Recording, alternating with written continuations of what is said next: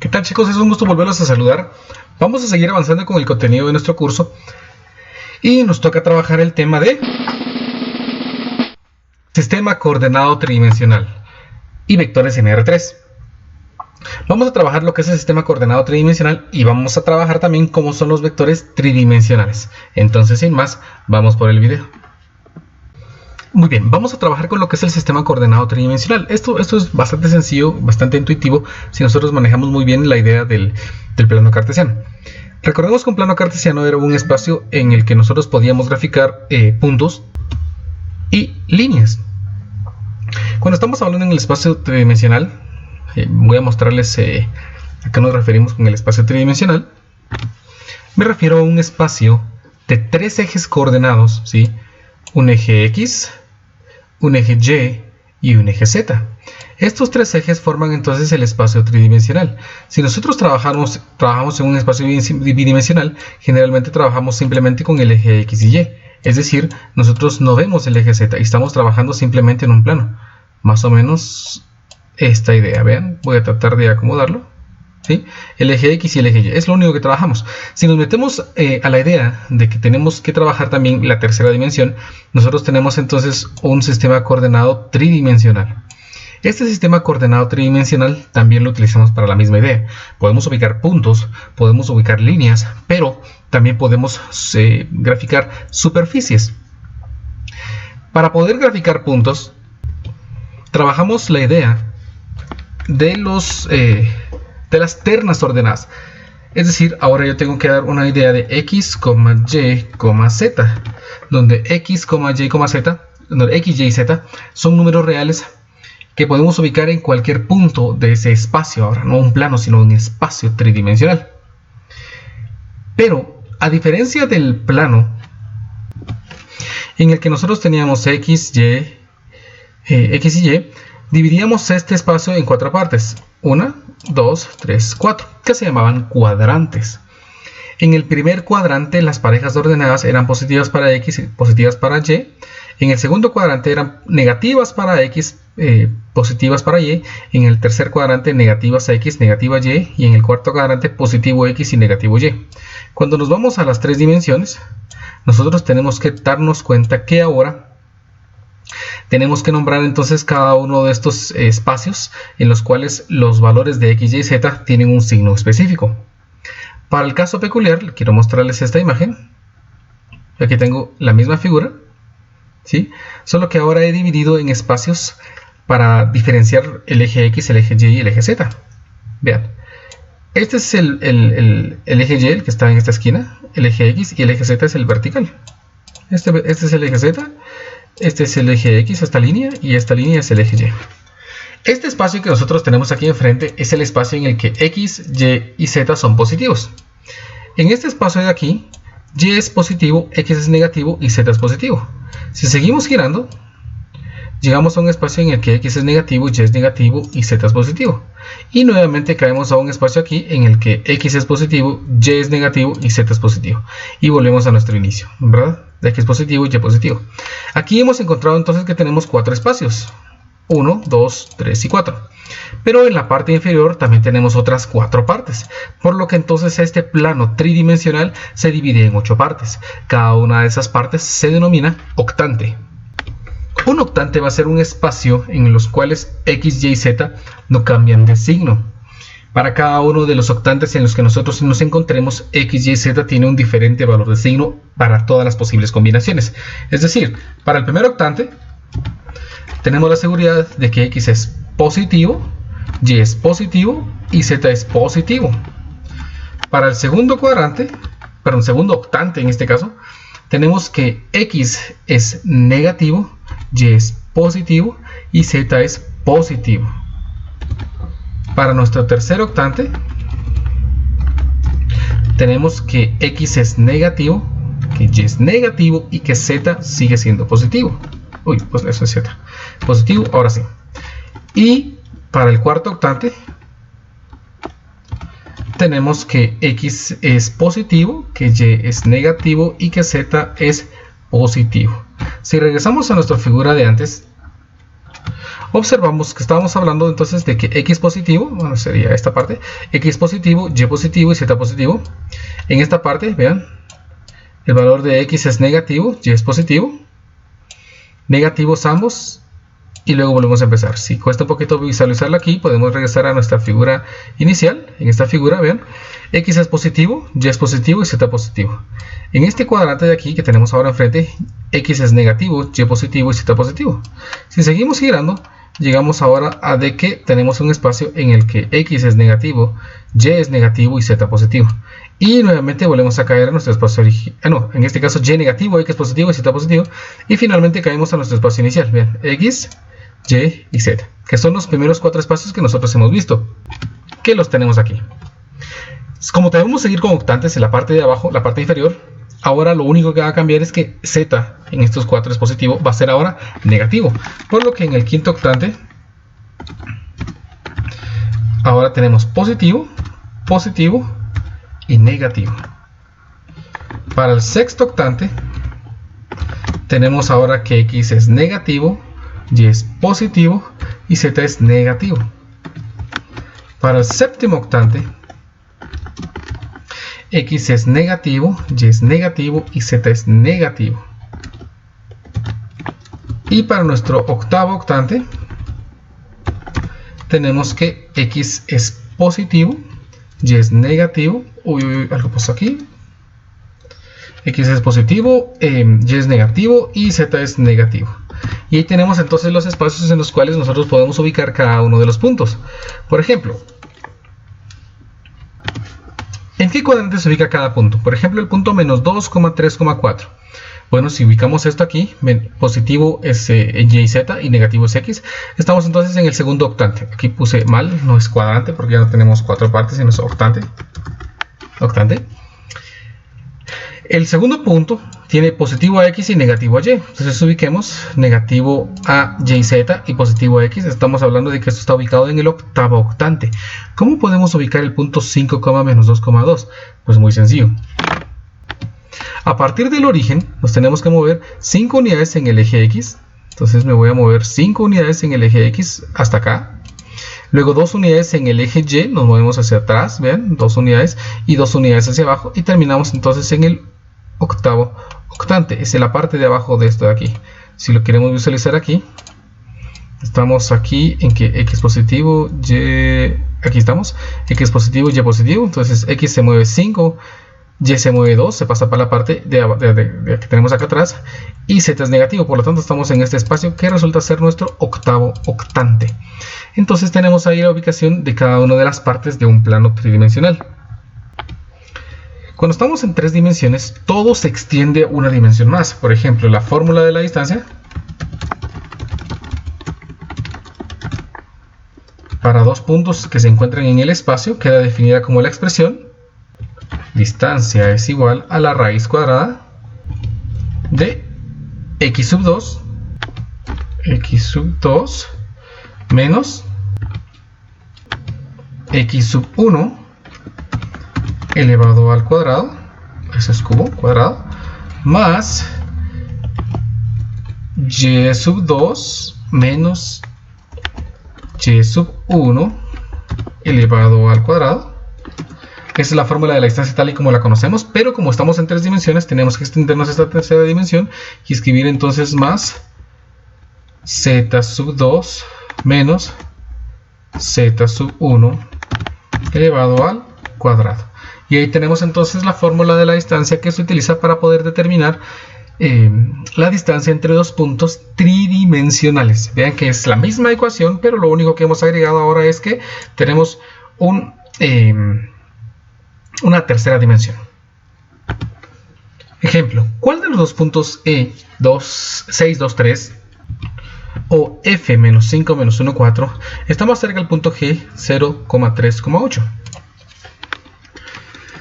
Para poder resolver este problema, entonces, tenemos que determinar cuál de los puntos E o F está más cerca del otro punto. Por lo que nosotros tenemos que calcular la distancia. Entonces vamos a calcular la distancia entre el punto EG y vamos a calcular la distancia entre los puntos FG. Entonces, para eso vamos a utilizar pues la fórmula de la distancia. Calculemos entonces la distancia entre los puntos EG.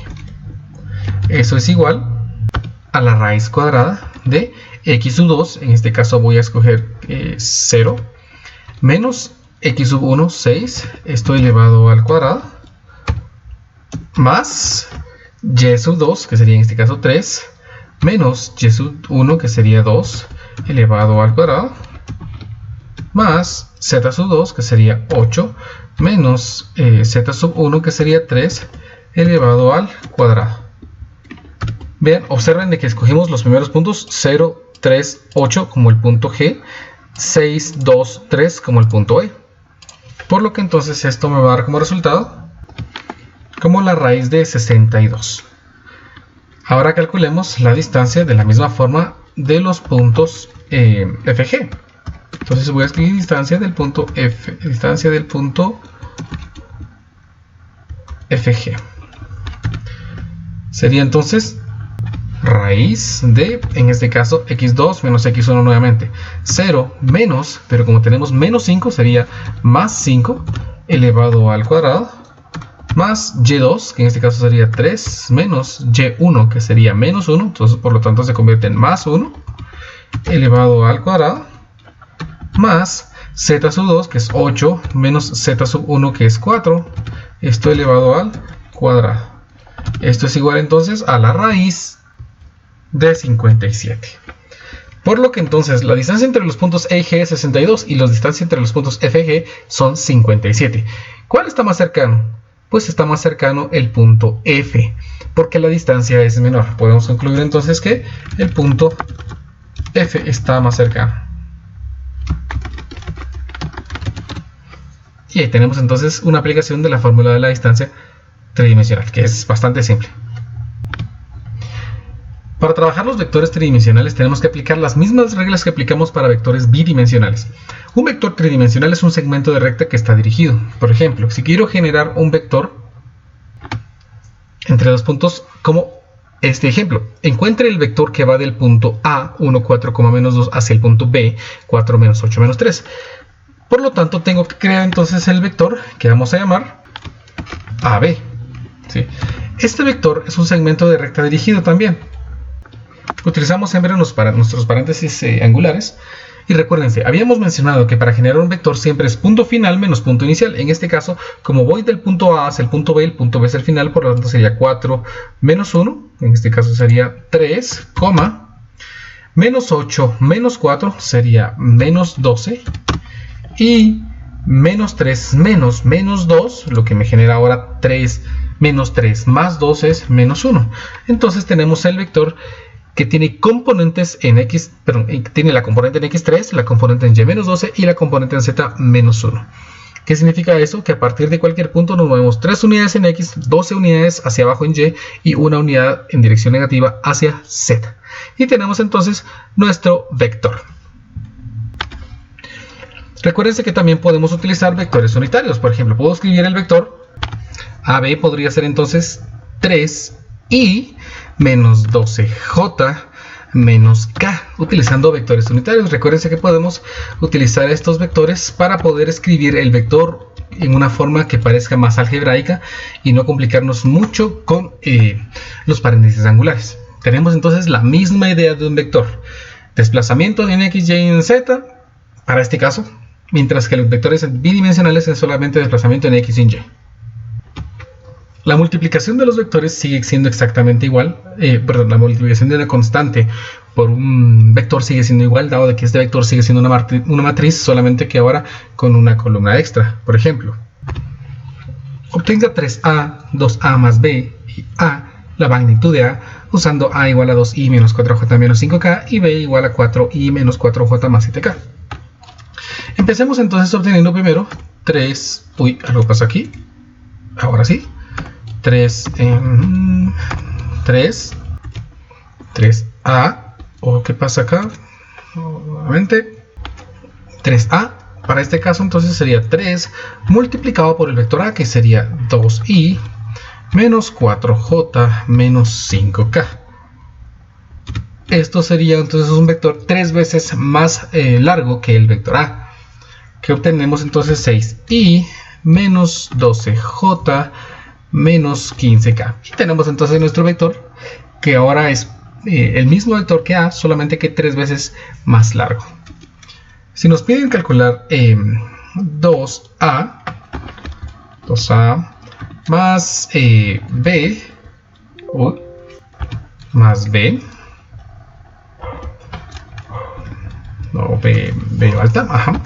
Entonces esto sería 2 multiplicado por el vector 2i menos 4j menos 5k más el vector b, que es el vector 4i menos 4j más 7k.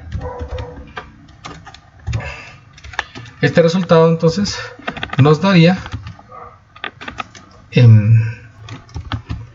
igual a, vean si lo hacemos de una vez, 2 por 2 es 4, más 4 me daría entonces 8i, 2 menos 4j sería menos 8j, menos 4j entonces sería menos 12j, 2 por menos 5k sería menos 10k, más 7k sería menos 3k. Y tenemos entonces nuestro resultado como 8i menos 12j menos 3k. Y finalmente, para poder encontrar la magnitud de nuestro vector A, entonces es magnitud del vector A, esto va a ser igual a raíz cuadrada de la componente en x al cuadrado, 4 al cuadrado, más la componente, es 2 al cuadrado, 2 al cuadrado, más la componente y, que sería 4 ahora sí. Vean que lo pongo positivo porque de todas maneras al elevarlo al cuadrado pues se va a hacer positivo, y 5 elevado al cuadrado, para que esto me dé raíz de 45. Y así tenemos entonces cada una de las operaciones que el problema me pedía. Observen que es exactamente lo mismo de antes, únicamente que ahora tenemos una componente extra. Y al igual que en el problema, que en los vectores bidimensionales, también aquí podemos tener el producto escalar. El producto escalar de dos vectores lo visualizamos y lo trabajamos de tal manera que me permitiera determinar, o nos pudiéramos darnos cuenta de que el producto vectorial venía inmiscuido mucho cuando intentábamos determinar el ángulo entre dos vectores. Entonces, primero, para refrescar un poquito la memoria, recordemos cómo era el producto escalar de dos vectores, pero ahora para vectores tridimensionales. Determina el producto escalar de A y B. Entonces, aquí sería determinar el producto escalar. Determina el producto escalar entre A y B. Este sería de. Sí, está bien. Dejémoslo así. La idea es que queremos encontrar el producto escalar de A por B. En este caso, entonces, para poder encontrar el producto escalar, recordemos, sería A, producto punto entre B, un producto escalar. Este producto escalar, recuerden que lo encontramos multiplicando componentes de cada uno de los vectores. En este caso, vamos a multiplicar las componentes en X del vector A, componente X es 3, y el vector B, como no está la componente, el vector unitario Y, significa entonces que la componente X es 0. Entonces, por lo tanto, 3 por 0 aquí me daría 0, más. Multiplicamos ahora las componentes J, que sería 2 por menos 1, que sería menos 2. Y le sumamos ahora el producto de las componentes Z. Entonces sería menos 1 por 3, que sería menos 3. El resultado de esta suma entre 0, menos 2 y menos 3 es menos 5, por lo que el producto escalar entre los vectores es igual a menos 5. Recordemos que el ángulo entre vectores se puede determinar mediante la multiplicación escalar entre dos vectores. Recordemos que el coseno de teta, donde teta es el ángulo formado entre los vectores, se define como el producto punto entre A y B. En este caso vamos a poner A, producto punto o producto escalar B, dividido, la magnitud del vector A,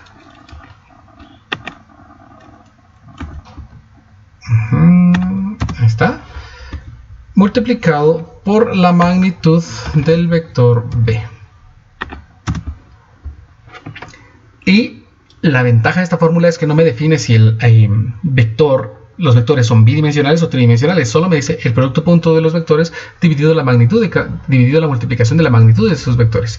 Entonces significa que podemos utilizarla también para encontrar el ángulo de entre vectores tridimensionales, que es muchísimo más fácil utilizar ahora sí este producto a utilizar una ley de senos o cosenos para trabajar vectores tridimensionales, porque no es mucho más difícil tratar de visualizar cómo son esos vectores tridimensionales.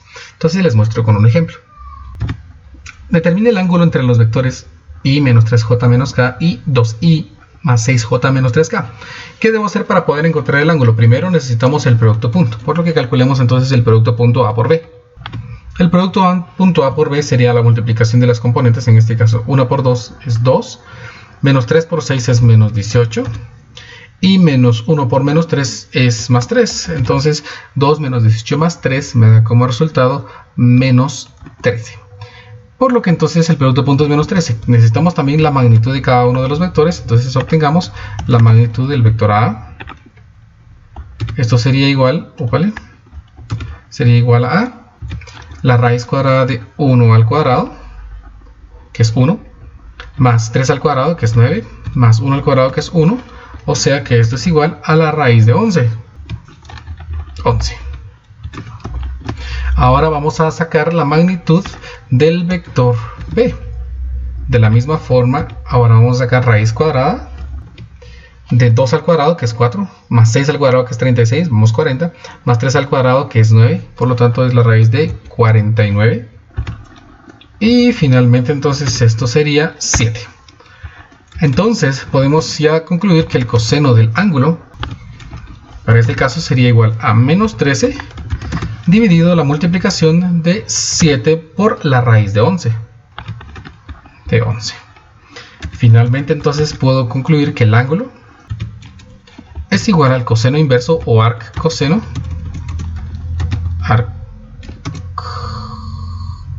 coseno de menos 13 dividido 7 por la raíz de 11. Y si pinchamos una calculadora para aproximar este resultado, obtenemos que el ángulo es igual a 124.05 grados. Por lo que entonces el ángulo formado es un ángulo obtuso, o sea, un ángulo que tiene más de 90 grados. Bien, y para concluir vamos a ver una aplicación. La aplicación es así: determine el ángulo entre las cuerdas AC y AB que sostienen la caja como se muestra en la figura. Vean esta figura, voy a tratar de hacerla un poco más grande. El problema me solicita que determine el ángulo formado entre estas dos cuerdas, entre la cuerda AB y la cuerda AC, es decir, requiero de ese ángulo. Para poder sacar ese ángulo, pues primero, de acuerdo a lo que yo conozco o lo que conocemos hasta el momento, es que nosotros podemos sacar el ángulo entre dos vectores, pero no tenemos vectores, tenemos dos cuerdas. Por lo que entonces tendríamos que tratar de vectorizar o hacer vectores con esas cuerdas. Vean lo que vamos a hacer primero. Vamos a crear un vector que vaya del punto A, ¿sí? Del punto A al punto B. Ese vector lo voy a llamar el vector AB. Entonces necesito crear el vector AB, pero antes creo que es necesario, antes de eso, necesito crear los puntos A, B y C, porque necesito crear los vectores. De acuerdo al sistema coordenado que está en el problema, vean, Y es vertical, Y es el eje vertical, Z es el eje horizontal, al igual que X. Por lo que entonces ahora tendremos que cambiar nuestro esquema acerca de cómo vamos a trabajar los puntos. Entonces en este caso, primero tratemos de coordinar el punto A. ¿Qué coordenadas tendría en X? Dado de que X es el punto que va del origen, en este caso hacia nuestra vista derecha, por lo tanto A no se ha movido nada. Entonces A es 0. Y es la distancia que hay sobre el eje vertical, en este caso, porque este es el eje Y. Por lo tanto está movido según esto 60 pulgadas. Entonces aquí vamos a poner 60. Y finalmente Z, como estamos trabajando el punto A, tampoco se ha movido nada hacia nuestra derecha, hasta nuestra izquierda, perdón, desde nuestra perspectiva. Esto sería 0 entonces. Vamos a coordinar el punto B. El punto B ¿Sí? Empezamos con X, vean, está 36 pulgadas para atrás sobre el eje X. Entonces aquí tendría que ser menos 36, veamos en Y como está exactamente sobre el plano, entonces no nos movemos nada hacia arriba, ¿sí? No nos movemos nada hacia arriba, por lo tanto aquí sería 0. Y finalmente el valor Z, ¿sí? Z es la cantidad de distancia que nos estamos moviendo sobre el eje Z, es en esta dirección, y nos damos cuenta que son 27 pulgadas, ¿ven? Entonces aquí sería 27 para atrás, entonces menos 27 y cerramos nuestro punto. Y el punto C. El punto C, vean, sobre el eje X, está exactamente sobre el eje Z, por lo tanto el eje X no se mueve nada sobre él, entonces es 0. Sobre el eje Y no nos movemos nada hacia arriba porque está exactamente sobre el eje Z.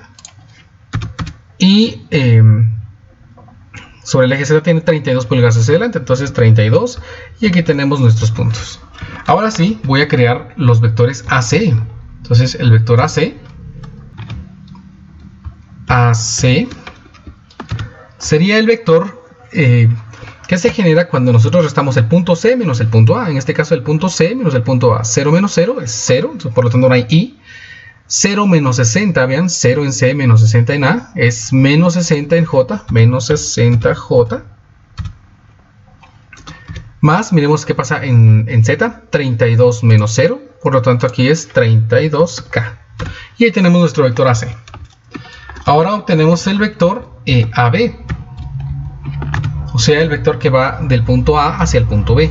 O sea, como el punto final es B, sería menos 36 menos 0 sería menos 36 en I. En Z, en Y sería 0 menos 60, que sería menos 60J. Y finalmente menos 27 menos 0, que sería menos 27 en K. Y ahí tenemos entonces ya nuestros dos vectores, el vector AB y el vector AC. Por lo que entonces ahora voy a proceder a calcular el ángulo entre AB y AC, que son las cuerdas también. Entonces calculemos el ángulo. Para poder calcular el ángulo, recordemos, necesitamos el producto punto entre los vectores AB, AC y AB. Esto sería igual entonces si nosotros multiplicamos, vean, X con X, Y con Y y Z con Z. Menos 36 se multiplica con X, que no está, por lo tanto es 0. Multipliquemos las componentes Y, serían menos 60, menos 60, son 3600 positivos, 3600. Y multiplicamos las coordenadas Z, que son, las componentes Z, que son menos 27 y 32. Eso me da un resultado de la calculadora, menos 864, menos 864.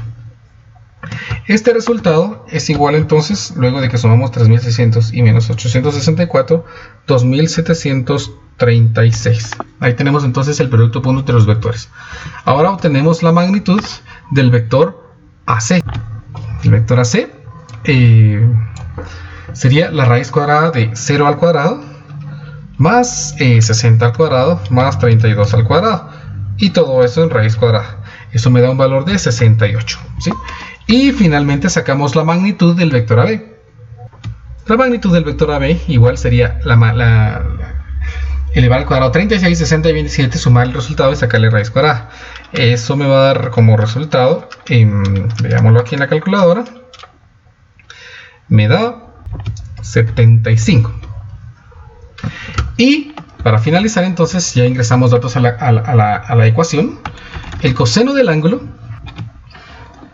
va a ser igual a el producto punto entre los vectores, que en este caso sería 2736, dividido la multiplicación de las magnitudes, 68 por 75. Esto entonces me genera, luego de pasar el ángulo como coseno inverso, que el ángulo es igual a 57.56 grados, aproximadamente. No igual, aproximadamente igual a 57.56 grados, por lo que entonces estamos seguros que tan cerca están esos ángulos, ¿no? 57.56 grados. De igual manera, si nosotros quisiéramos calcular, por ejemplo, el ángulo entre AB y AD, tendríamos que hacer lo mismo. Entre AD y AC sería lo mismo. Por lo que entonces les voy a rogar que ahí en su cuaderno saquen ustedes el ángulo entre AB y AD y el ángulo entre AD y AC, es decir, los otros dos ángulos restantes entre las cuerdas, y se los sellaré cuando nos volvamos a ver. Bueno, y así llegamos al final de este video. De verdad, siempre estos videos son con la finalidad de que les sean muy útiles. Recuerden que si les gustó pueden pinchar en me gusta. Y si quieren estar atentos a cuando suban nuevos videos, no olviden pinchar en suscribirse. Y nos vemos entonces en un nuevo video.